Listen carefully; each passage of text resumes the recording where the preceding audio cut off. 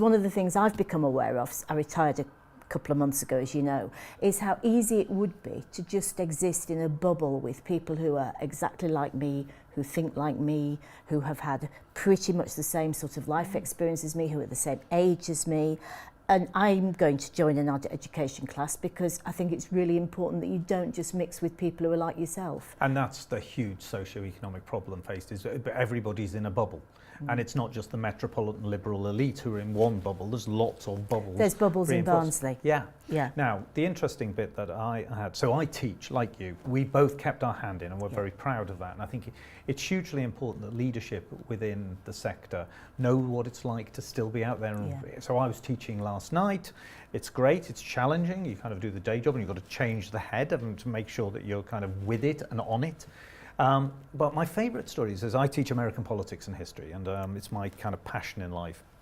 And about 6 months ago, I was teaching a series of 5 lectures on the 5 presidents who changed the post-war world. So it's about the Cold War and about the American presidencies and how an individual can make a difference. So it kind of draws on lots of different strands. And I had about 45 people in the class. It was an evening class. And my daughter and one of her mates came along because I was doing John Kennedy, who's one of my kind of great heroes. And the conversation in the middle of the class was about the Cuban Missile Crisis. And I was talking about, I said, this was probably the real known low point of the Cold War, that people were genuinely terribly scared. And one of the older ladies in the class put her hand up and said, I was 18 and we all got brought together in the school hall by our headmistress, and we were told to go home and go and spend time with our families. The implications was we weren't going to be around.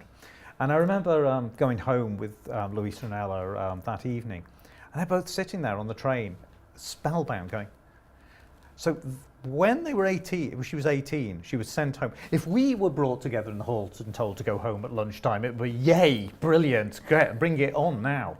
And it really brought home to them that the fact that somebody had been there.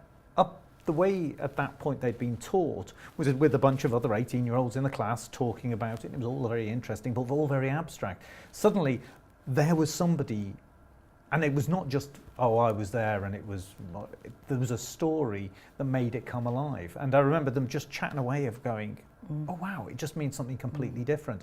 And I just love that. I joke about my Kennedy class. I think there's some people who think it's current affairs and some people who think it's ancient history. And I do laugh by the fact that, again, my daughter's doing A-level history and she's doing the Cold War right up to the end as history. And I'm thinking, 89. That's not history, that's just like yesterday. So for me, I think it's that beauty of experience. I love the fact that actually you turn to your neighbour and you practice the language, or you show them the pot that you're talking about, or you've designed. I think that community piece, that sharing, is something that we're losing in society as well. Yes. We're really losing that connectivity with each other.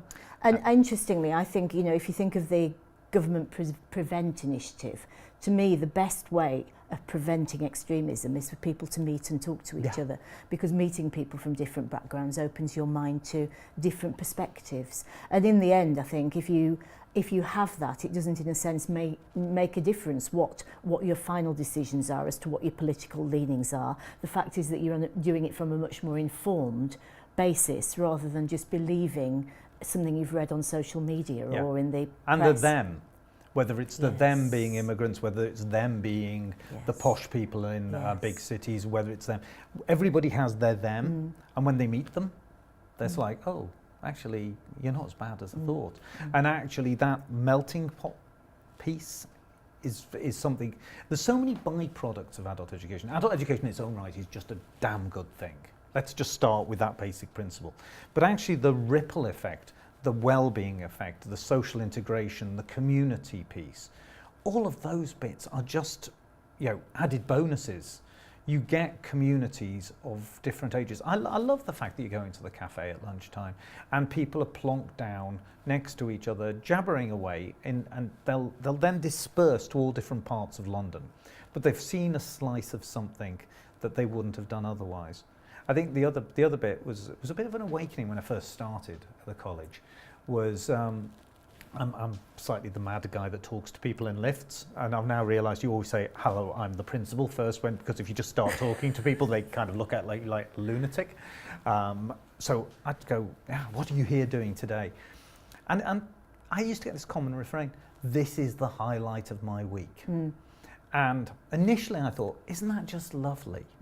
And then there was just one day the penny dropped, that on one hand it's lovely, but then on the other hand it is actually, they're saying it's probably the only highlight of their week. It's they're widowed, the kids have moved away, the supermarket is probably the major form of interaction otherwise, and actually this is their chance to have and a as community. we know, loneliness is a huge problem, which the government is beginning to take aware of. But if you want something to combat loneliness, then adult education is the thing.